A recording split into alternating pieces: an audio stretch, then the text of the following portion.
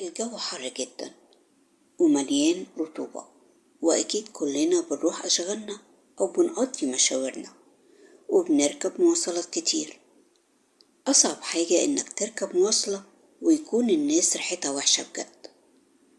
والموضوع ده مش في المواصلات بس، ده ممكن تلاقيه في بعض المصالح الحكومية وانت واقف في طوابير مش عارف تستحمل الحر والتلزيق ولا الريحة الصعبة. في حلقة النهاردة في أسئلة كتير هنجاوب عليها ببساطة شديدة. خلينا نعرف إن العرق مش بيسبب الريحة الكريهة، لكن مصدر أي ريحة كريهة هي البكتيريا اللي بتنشط في البيئة اللي انت مهيئها لها. أكيد كلنا بنستحمى طبيعي، بس السؤال هنا إيه أسباب الريحة الكريهة رغم الاستحمام؟ ركز معايا.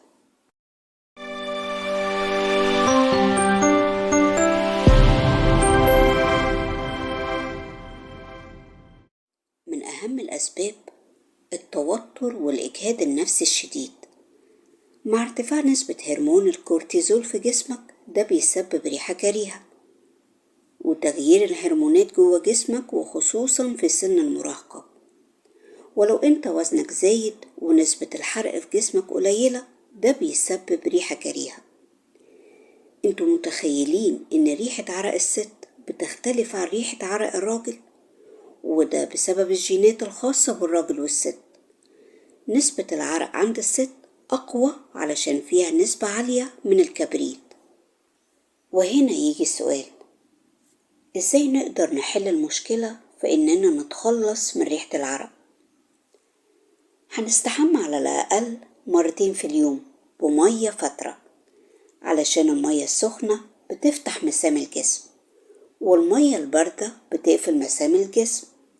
وهتستخدم الصابون المضاد للبكتيريا، وهتنشف جسمك كويس بعد الاستحمام، وهتستخدم مزيلات عرق طبيعية، وهتلبس ملابس مريحة من القطن، وهتشرب مية بكميات كبيرة من 8 ل10 كوبايات، وده هيطرد السموم من جسمك وهيحافظ على رطوبة بشرتك.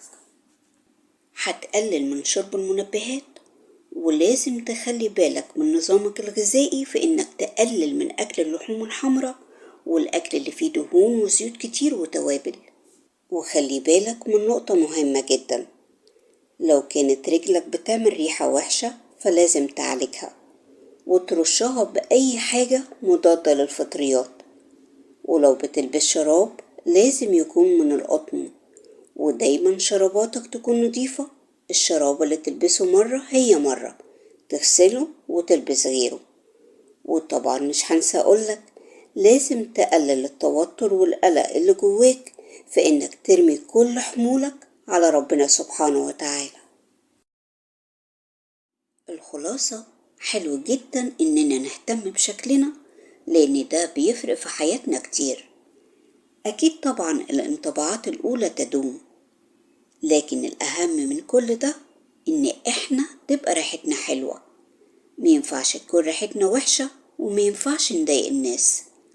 أرجوكم استحموا كل يوم، علشان الناس غصب عنك هتقرب منه.